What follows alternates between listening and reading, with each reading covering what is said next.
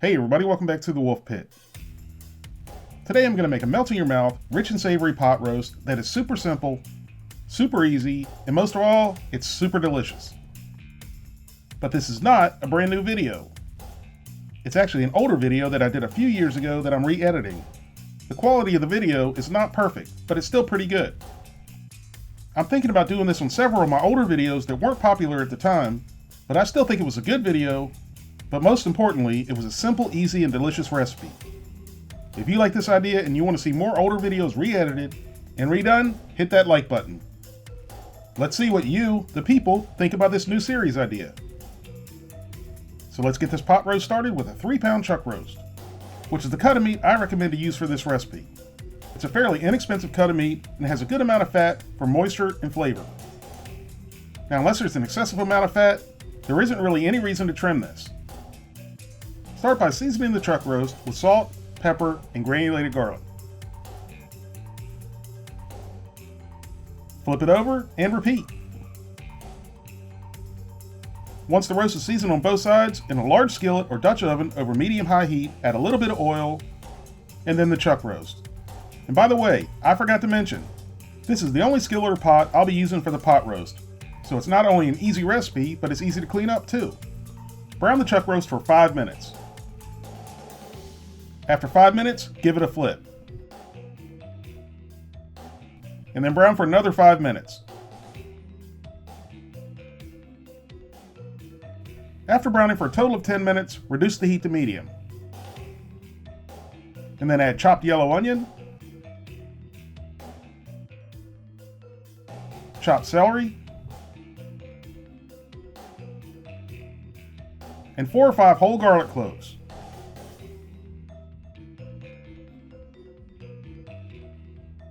Then a couple bay leaves,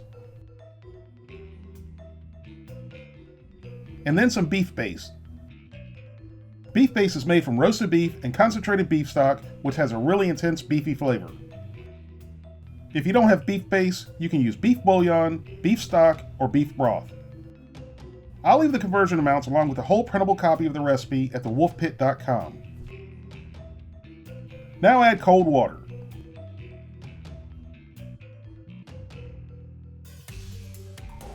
And last but not least, you gotta have Worcestershire sauce with beef. At this point, I'm not adding salt or pepper because I already seasoned the roast in the beginning and there's a good amount of salt in the beef base. I'll check for seasoning later. Now bring it up to a simmer, reduce the heat to medium-low, cover, and let it simmer for 3 to 3.5 hours or until it's fork tender. After 3.5 hours, check for tenderness by poking around with a fork. It should go in with very little resistance. But my foolproof way of telling the chuck roast is done is by sticking a fork in it, and if it twists like spaghetti, it's done. And as you can see, it's done. Now carefully remove the chuck roast from our soon-to-be gravy. And like I said, be careful because it's liable to fall apart when you remove it.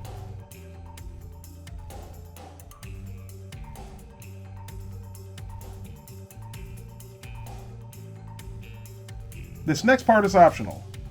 You can either leave the onions, celery, and garlic in the broth, run a stick blender through it until it's smooth, or just remove the big pieces and leave some of the smaller pieces in, which is what I'm going to do. Everything is really already served its purpose. Once you've removed everything you don't want in there, bring it back up to a light boil. And then mix in a cornstarch slurry, which is simply just cornstarch and water. Give it a mix, bring it back up to a boil, and it will almost immediately thicken up.